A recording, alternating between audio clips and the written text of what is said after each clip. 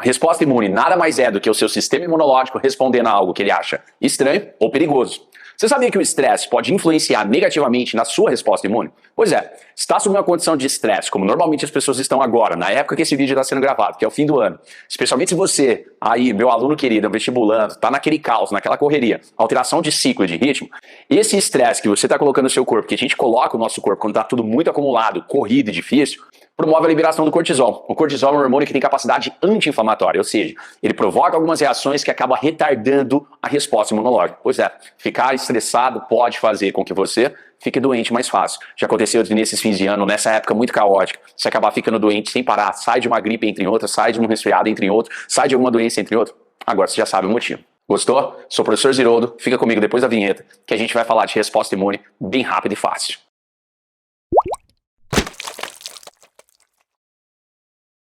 Ao pensar em resposta imune, vem muita coisa na sua cabeça, muito termo. Resposta inata, resposta primária, resposta adaptativa, resposta adquirida, resposta secundária, resposta celular, resposta humoral. É muito termo. E que às vezes é muito fácil de você acabar confundindo. Dica, neurociência. Pensa, regula isso no seu cérebro para ficar muito mais fácil. Aprende isso aqui de forma dicotômica, ou seja, na dualidade. Sempre existem dois termos desse aqui que você consegue fazer comparação. Então fica muito mais fácil de você guardar, porque na real você aprende um e basicamente você inverte para entender o outro. Vamos começar com esse par que seria a imunidade ou resposta imune inata e a resposta imune adquirida. Inata é aquilo que já estava ali. A resposta imune inata é uma resposta sempre presente. Ela já existe ali com você. Ela é uma resposta extremamente simplificada e direta. E basicamente ela age de que modo? Bloqueando a entrada de um micro-organismo ou combatendo esse micro-organismo. Ela é feita basicamente pela sua pele e por células do seu sistema imune que não são células tão específicas, como por exemplo os chamados fagócitos. Onde o principal exemplo que a gente tem aqui, vamos falar bastante esse nome, seriam os macrófagos. Quando você compara a resposta imune inata com a resposta imune adquirida, ou também chamada de adaptativa, ela já é uma resposta personalizada. A resposta imune adquirida, ela se ajusta ao micro-organismo. Ela é feita especialmente para aquele micro-organismo que entrou ali. Então ela não é uma resposta imune genérica, ela já é mais adaptada, ela leva mais tempo para ser construída, porém ela é mais eficiente e mais poderosa. Quando você pensa na resposta imune, você vai pensar em células específicas trabalhando isso. Por exemplo, células de defesa da categoria dos linfócitos e também substâncias como os anticorpos. Para você entender, seria mais ou menos como você comprar uma roupa em uma loja de departamento qualquer, onde tem uma versão genérica daquela roupa que qualquer pessoa pode chegar ali e comprar.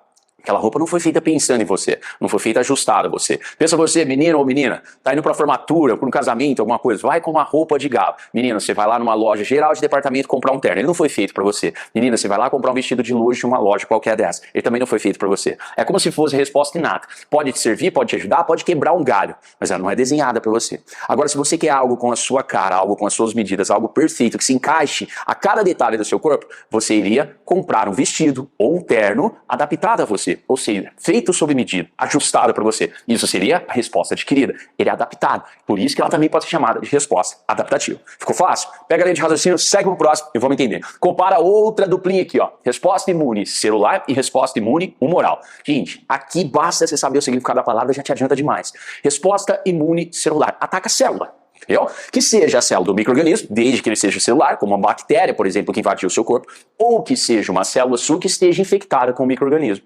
Uma vez seu corpo detecta que tem uma célula cheia de micro-organismo ali dentro, ele vai exercer em cima dela uma resposta. Essa resposta é um ataque, uma tentativa de destruição e muitas vezes uma destruição, a conclusão de uma destruição. Isso é uma resposta imune do tipo celular, porque ele atacou uma célula. Quem vai fazer isso, gente? Mais uma vez ali, os fagócitos, que são células que fagocitam, como exemplo básico a gente usou ali os macrófagos agora há pouco, e você também tem uma célula especializada em fazer esse processo, que é o linfócito TCD8. Beleza? Compara com o humoral. O humoral vem de humor. O humor na biologia vem do latim líquido. A resposta humoral acontece quando? Quando esse micro-organismo se encontra em algum líquido extracelular. No sangue, por exemplo. Então, uma vez que esse micro-organismo está circulando no sangue, no plasma, em algum líquido intersticial, essa resposta vai atuar e vai atacar. Fazendo o que, gente? Um ataque exatamente no líquido e não na célula. Quem é o grande especialista para fazer esse processo? Os anticorpos. Anticorpos que são substâncias de defesa da categoria das proteínas que foram produzidas por quem? Por linfócitos do tipo B. Fácil, não é? Não fica muito mais tranquilo você comparar, fazer essa dualidade? Vamos para mais uma aqui, ó. Primária e secundária. O que seria essa resposta imune primária e secundária? Gente, mais uma vez, você tem o nome já definido, é um negócio muito fácil, é muito tranquilo. Resposta imune primária é quando o seu corpo tem aquele primeiro contato com o antígeno. Esse antígeno, então, encontrou com uma célula de defesa, com o seu sistema imunológico pela primeira vez. Uma vez que isso está acontecendo, é uma novidade, seu corpo ainda não sabe como fazer, não sabe como reagir, ele tem que se preparar aqui, ele está construindo como vai se defender, ele está entendendo aquele desafio, ele está lutando com aquilo, é o famoso trocar o pneu com o carro andando. Ele está se virando para combater aquilo enquanto você está sendo infectado. É uma resposta mais lenta, dá um certo trabalho e ela vai demorar um tempo para engrenar e ter uma certa eficiência. Se você compara com a secundária, é lógico que a gente está falando do que, gente? Do segundo contato do seu sistema imunológico com esse mesmo antígeno. Uma vez seu corpo encontrou com esse antígeno, ele se lembra e fala, já sei como te combater, já sei o que fazer.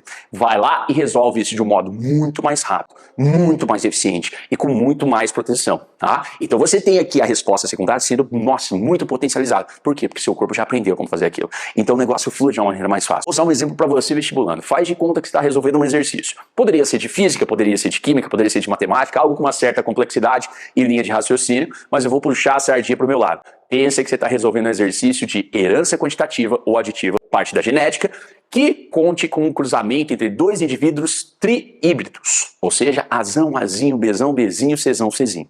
A primeira vez que você pega um exercício desse, cara, vai dar um trabalho. Você está diante de um puta de um antígeno, de um puta desafio. Vai te dar um grande trabalho. Você vai trabalhar muito, você vai tentar entender, você vai buscar conhecer, você vai testar as táticas até você descobrir o que resolve.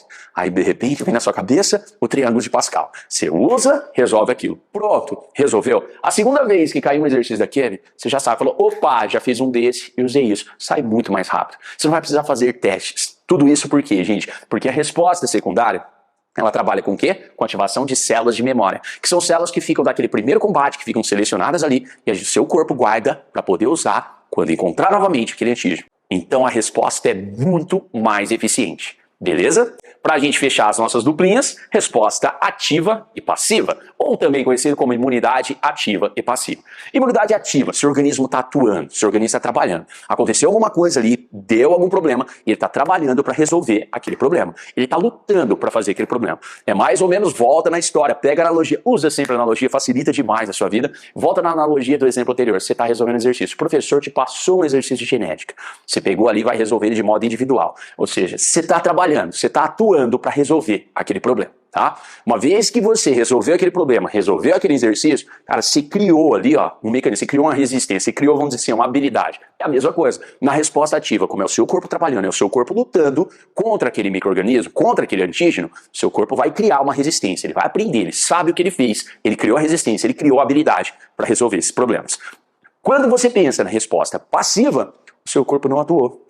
O organismo não atuou. Resposta passiva, o seu organismo recebeu uma ajuda. E a ajuda aqui ela vem principalmente na forma do quê? De anticorpos prontos. De um outro organismo que já tinha esses anticorpos. Seria mais ou menos no exemplo, você vai fazer o exercício, o professor passou esse exercício, você sentou em grupo para fazer. E alguém do grupo resolveu esse exercício para você. Entregaram uma folha só de resposta do grupo, você levou a nota, ou seja, você se livrou daquele problema, ficou de boa ali, porém, você não atuou. Porém, você não criou habilidade para resolver aquilo. Você não cria resistência. Ou seja, na resposta passiva, a resistência do indivíduo dura até que ponto? Enquanto durar os anticorpos que ele recebeu. Exemplos de resposta ativa. Quando você fica doente. Peguei uma gripe, meu corpo vai, ó, ralar, trabalhar em cima desse vírus até ele aprender a resolver esse problema e criar uma resistência com aquela variedade do vírus. Outro exemplo, vacina. Você recebe um antígeno atenuado, um fragmento desse antígeno, material genético desse antígeno, seja lá o que for, que vai treinar o seu corpo para entender como funciona aquilo, preparar o seu corpo para trabalhar, atuar de modo ativo e criar uma resistência. Esses dois conceitos aqui, eles trabalham junto, entendeu? Eu já vou te mostrar isso daqui a pouco, no segundo quadro, que é onde a gente finaliza isso, como que isso aparece num gráfico. Então, meu querido, você foi lá, recebeu a vacina, seu corpo atuou, seu corpo trabalhou, seu corpo entendeu como fazer aquilo. A hora que você pega a doença, vamos dizer assim, que tá valendo, você já tem o quê? A resistência.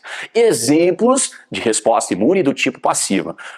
Placenta, onde a mãe passa os anticorpos para a criança recebe esses anticorpos já pronto. A criança vai ter essa resistência enquanto durarem esses anticorpos no organismo da criança. O mesmo acontece no aleitamento materno. E por fim no soro. Exemplos famosos de soro que a gente tem e aplica na nossa sociedade. Soro antitetânico, soro anti-RH e soro antiofídico.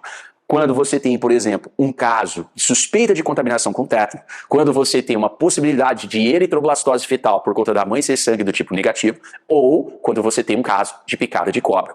Esses três exemplos trazem no soro anticorpos já prontos. Vão proteger esse organismo, vão proteger essa pessoa, ou seja, o organismo não está trabalhando, ele está recebendo uma ajuda e vai estar protegido. Passado o efeito, ou seja, passada a vida desses anticorpos, que são proteínas, essa pessoa perdeu a resistência. Afinal de contas, não foi o organismo dela que criou isso. Deu pra entender? Fica aí que é rapidão. 2 minutinhos eu vou te mostrar um gráfico que intercala e te mostra como isso cai no vestibular e a gente encerra essa aula. Prontinho.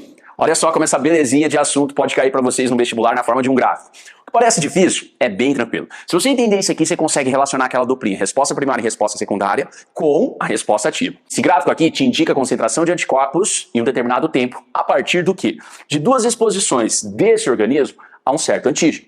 Repara que nessa primeira exposição, nós temos a reação do corpo sendo representada pelo aumento da concentração de anticorpos. O corpo está produzindo anticorpos, ou seja, isso demonstra que ele está reagindo, ele está chegando à sua primeira resposta.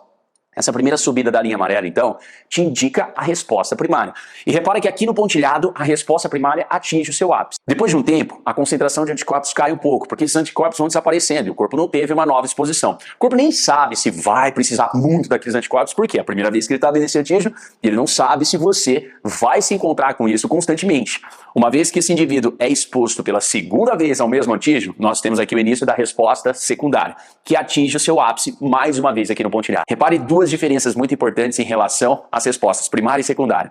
Primeira delas, a diferença da concentração de anticorpos. Ou seja, olha quanto anticorpo foi produzido na resposta primária e olha quanto anticorpo foi produzido na resposta secundária, te indicando que o corpo estava muito mais preparado, que ele já sabia o que fazer e como fazer. Segundo, olha o tempo que o corpo leva para reagir desde a exposição até a resposta chegar ao seu ápice na resposta primária e compara isso com a resposta secundária. Aqui o corpo atinge a eficiência muito mais rápido. A resposta aqui não só é mais potente, como também é muito mais rápida. Viu como fica fácil? Você não vai errar isso em vestibular algum. Gostou? Então tenho 2 recadinhos para vocês. Primeiro, aplique isso aqui na lista de exercícios que eu vou deixar aqui embaixo para você. Segundo, retribui se inscrevendo no meu canal, divulgando para mais gente. Isso vai me ajudar pra caramba, vai me dar força para continuar a fazer mais vídeos e ajudar mais alunos como você. Ah, e não se esquece que se você quiser fazer parte do nosso grupo de estudos no WhatsApp e receber materiais gratuitos constantemente, clica também no link que vai estar na descrição do vídeo. Beijo e até a próxima.